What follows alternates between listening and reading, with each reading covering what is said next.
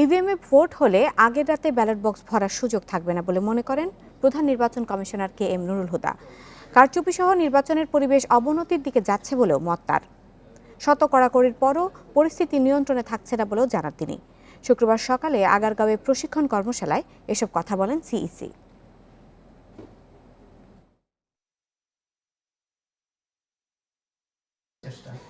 আমরা আশা করি উপজেলা পরিষদ নির্বাচন উপলক্ষে নির্বাচনী প্রশিক্ষণ ইনস্টিটিউট অডিটোরিয়ামে কর্মশালার আয়োজন করা হয়। কর্মশালার শুরুতে নানা নির্দেশনা দেন প্রধান নির্বাচন কমিশনার KM নুরুল হুদা।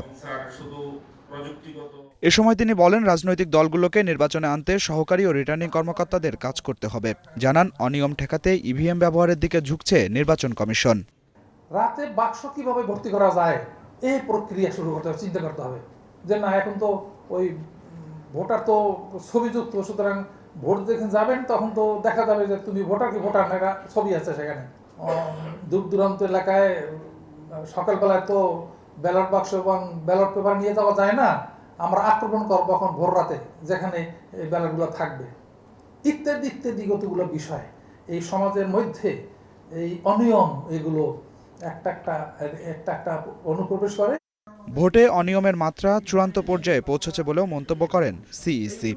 নির্বাচনে নিরাপত্তার মতো ছোট বিষয়ে সেনাবাহিনীকে আনা ঠিক নয় বলেও জানান তিনি। দেশে নির্বাচন পরিচালনা ক্রমেই কঠিন হয়ে পড়ছে বলেও মন্তব্য তার। চৌকিদার প্রতিহত করতে পারেন না, তখন আনসার প্রতিহত করতে পারেন না, তখন পুলিশ প্রতিহত করতে পারে না, তখন ইপিআর ছিল পাকিস্তান আমলে, বিডিআর হলো, তারপরে এখন বিজিবি, তারা প্রতিহত করতে পারে না, তখন এখন বলে যে আর্মি আসতে হবে। কিন্তু আমরা তো শেষ পর্যায়ে পর্যন্ত চলে গিয়েছি।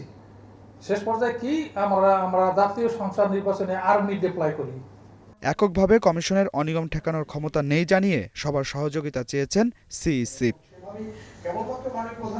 Adilur Rahman, independent news, Dhaka.